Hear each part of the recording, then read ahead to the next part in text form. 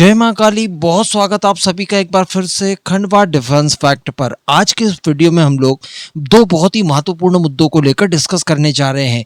एक जहां पर बांग्लादेश, पाकिस्तान और भारत के संदर्भ में डिस्कस किया जाएगा, तो वहीं पर दूसरा सब्जेक्ट हमारा सीधा रफाल जेट से जुड़ा होगा। दोनों ही खबरें बहुत इंपॉर्टेंट है। आप सभी से निवेदन रहेगा कि वीडियो को अंत तक देखते हुए चैनल को सब्सक्राइब जरूर कर दीजिएगा। और यार केवल 2 सेकंड्स का काम है, आप वीडियो को लाइक जरूर कीजिएगा। तो देखिए, आज की पहली खबर में हम लोग बांग्लादेश को लेकर डिस्कस कर ले। हम लोग पिछले कुछ समय से लगातार देखते आ रहे हैं कि बांग्लादेश और भारत के बीच में कोई तो ऐसी शक्ति है जो कि माहौल को बहुत ही ज्यादा बिगाड़ देना चाहती है। वैसे मैं आपको बता दूं कि भारत और बांग्लादेश के बीच में कुछ भी सिमिलरिटीज नहीं है।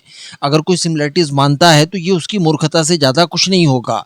वो हमसे बलपूर्वक अलग हुए हैं और दोनों ही देशों की विचारधारा काफी अलग है। इनमें किसी भी प्रकार से कभी भी कोई समानता आ ही नहीं सकती। लेकिन फिर भी देखने के लिए ये मिलता था कि बांग्लादेश काफी चीजों के लिए भारत के ऊपर निर्भर था। भारत के अलावा अन्य उसका कोई ऐसा बड़ा पड़ोसी भी नहीं है, तो मजबूरन वो लोग भारत के साथ सामंजस्य बिठाकर रखते थे और जितने भी फ्रिक्शंस थे ये थोड़ा साइलेंट वे में चला करते थे। डायरेक्टली ये लोग भी किसी प्रकार से भारत के साथ कोई पंगा मोल नहीं लेना चाहते थे।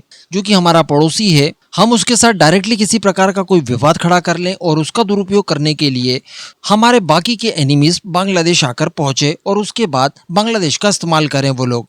लेकिन जब से बांग्लादेश के अंदर तख्ता पलट शेख हसीना की गवर्नमेंट गई है, उसके बाद से लेकर अभी तक लगातार कुछ शक्तियों के जरिए बांग्लादेश का इस्तेमाल करने की कोशिशें भारत के खिलाफ की जा रही हैं। पहले हम लोगों ने देखा, मैंने आपको कुछ ही दिनों पहले वीडियो बनाकर बताया था कि लाल मुनीरहाट एयरबेस के ऊपर दोबारा से अपग्रेडेशन के काम किए जा रहे हैं। ये वो एयरबेस है जिसका इस्तेमाल वर्ल्ड वॉर 2 के समय अंग्रेजों ने किया था। 1971 में कुछ हद तक इसका इस्तेमाल पाकिस्तान के द्वारा किया गया था, लेकिन इसके बाद से ये बंद पड़ा था क्योंकि ये भारत से केवल 20 किलोमीटर दूर है और ये भारत के लिए एक सिक्योरिटी थ्रेट बन सकता है।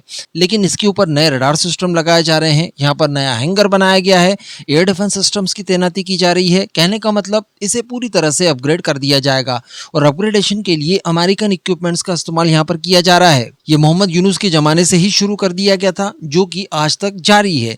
इसके अलावा मैंने एक और चीज आपको बताई थी कि ढाका इंटरनेशनल एयरपोर्ट के ऊपर भी कुछ फ्रेंच इक्विपमेंट लगाए गए हैं, जिसके जरिए ये लोग एयर स्पेस को स्कैन आसानी से कर सकते हैं। अब इसका दुरुपयोग भी किया जा सकता है, और वो ऐसे कि नॉर्थ ईस्ट में होने वाली सभी तरह की हलचलों को ये लोग आसानी से कैप्चर कर सकते हैं। इसमें न केवल यात्री विमानों को बल्कि हमारे मिलिट्री एयरक्राफ्ट को भी आसानी से ये लोग ट्रैक डिटेक्ट वगैरह कर सकते हैं। तो कुल मिलाकर हमारी मोमेंट के ऊपर ये लोग वहां से नजर रख सकते हैं। इसी बीच हम लोगों को देखने के लिए ये भी मिला कि पाकिस्तान का भी अच्छा खासा इन्वॉल्वमेंट बांग्लादेश के अंदर बढ़ने लगा। कुछ हद तक बांग्लादेश के अंदर नई सरकार आ जाने के बाद, भारत के दबाव के बाद इनके ऊपर क्रैकडाउन्स तो हुए, लेकिन फिर भी बांग्लादेश और पाकिस्तान के बीच में इस समय संबंध काफी ज्यादा सुधरते हुए दिखाई दे रहे हैं। और आप सभी को याद होगा कि ऑपरेशन सिंदूर के बाद आसिम मुनीर के द्वारा भी एक बयान देकर यह बताया गया था कि भारत के ऊपर अगला हमला वेस्ट से नहीं, यानी पाकिस्तान से नहीं, बल्कि ईस्ट साइड से होगा, यानी बांग्लादेश से। अब देखिए, इसी बीच खबर निकल कर आ रही है कि बांग्लादेश के दौरे पर शहबाज शरीफ और आसिम मुनीर जाने वाले हैं। जी हाँ, ये बहुत बड़ी खबर है क्योंकि इस तरह के विजिट्स बांग्लादेश और पाकिस्तान के बीच में नहीं हुआ करते थे। मैं आपको बता दूं कि ये 2 दशकों में पहला ऐसा मौका होगा जब कोई पाकिस्तान का राष्ट्रीय अध्यक्ष ढाका के विजिट पर जाएगा। इस बात की जानकारी मैं आपको बता दूं कि बांग्लादेश के एक पत्रकार सलाउद्दीन शोएब चौधरी के द्वारा दी गई है कि पाकिस्तान के राष्ट्रीय अध्यक्ष यानी शहबाज शरीफ और आसिम मुनीर बांग्लादेश की यात्रा पर दोनों आने जा रहे हैं। और इससे भी बड़ी बात कि इन दोनों की ये यात्रा बांग्लादेश में तब होगी जब बांग्लादेश के prime minister Tariq Rahman China की यात्रा से वापस बांग्लादेश लौटे होंगे। कहने का मतलब बांग्लादेश के प्राइम मिनिस्टर चाइना का विजिट करके आएंगे और उसके तत्काल बाद पाकिस्तान का प्राइम मिनिस्टर और वहां का फील्ड मार्शल बांग्लादेश के विजिट पर जाएगा। अब इसको लेकर जो संबंध बताया जा रहा है वो डिफेंस पैक्ट को लेकर बताया जा रहा है। जी हाँ, बताया जा रहा है कि दोनों देशों के बीच में कई तरह के समझौते साइन हो सकते हैं। इसके तहत पाकिस्तान बांग्लादेश के अंदर ऑर्डिनेंस फैक्ट्रीज को भी अपग्रेड कर सकती है। इसके अलावा भी मैं आपको बता दूं कि लगातार पाकिस्तान और बांग्लादेश के मिलिट्री ऑफिशियल्स के बीच में भी बातचीत, मीटिंग्स वगैरह और अलग अलग तरह के समझौते लगातार होते जा रहे हैं। यहाँ तक की बात बताई जा रही है कि पाकिस्तानी एयरफोर्स बांग्लादेशी एयरफोर्स के पायलट्स को ट्रेनिंग भी देगी और इसके लिए इन्होंने पाकिस्तान के पंजाब प्रांत के सरगोदा एयरबेस स्थित प्रशिक्षण केंद्र का प्रस्ताव दिया है। ये वही सरगोदा है जहां पर भारतीय वायुसेना ने ऑपरेशन सिंदूर के दौरान एयर स्ट्राइक की थी। इसके अलावा जो सबसे ज्यादा चिंता वाली बात है वो ये है कि पाकिस्तान और बांग्लादेश के बीच में एक और बहुत ही महत्वपूर्ण पैक्ट प्रस्तावित है, जिसमें ये लोग सऊदी अरेबिया के तर्ज पर बांग्लादेश के साथ डिफेंस पैक्ट साइन करेंगे। इसका मतलब क्या हुआ, एक देश के ऊपर हमला यानी दूसरे के ऊपर माना जाएगा। अब अगर यहाँ पर हम लोग सिनारियोस को समझने की कोशिश करें तो देखिए, इस पैक्ट के साइन होने के बाद क्या क्या चीजें हो सकती है। हो सकता है कि पाकिस्तान बांग्लादेश मिलकर भारत के ऊपर किसी प्रकार का कोई टेररिस्ट अटैक करवा दे। इसके बाद भारत की न्यू नॉर्मल के अनुसार जो भी देश संगठन इस तरह का अटैक भारत के ऊपर करवाएगा, भारत इसे एक्ट ऑफ वॉर मानेगा और भारत इसके बाद में बांग्लादेश के खिलाफ कार्रवाई करने के लिए प्रतिबद्ध होगा। भारत बांग्लादेश के ऊपर अटैक कर देगा। इसी बीच पाकिस्तान भी इस पैक्ट को एक्टिवेट करते हुए इस युद्ध में कूद जाएगा और भारत के खिलाफ अल्टीमेटली टू फ्रंट वॉर खोल देगा। वैसे बांग्लादेश की इतनी कैपेसिटी नहीं है कि वो आज की तारीख में भारत के खिलाफ किसी प्रकार की कोई बड़ी कार्रवाई कर दे। इवन जितनी तैयारियां ये लोग कर रहे हैं, ये संभवतः युद्ध शुरू होने के पहले राउंड में ही हम लोग तबाह कर दें। बड़ी मुश्किल से 1 से लेकर 1.5 घंटे का समय इसके लिए हमें चाहिए होगा।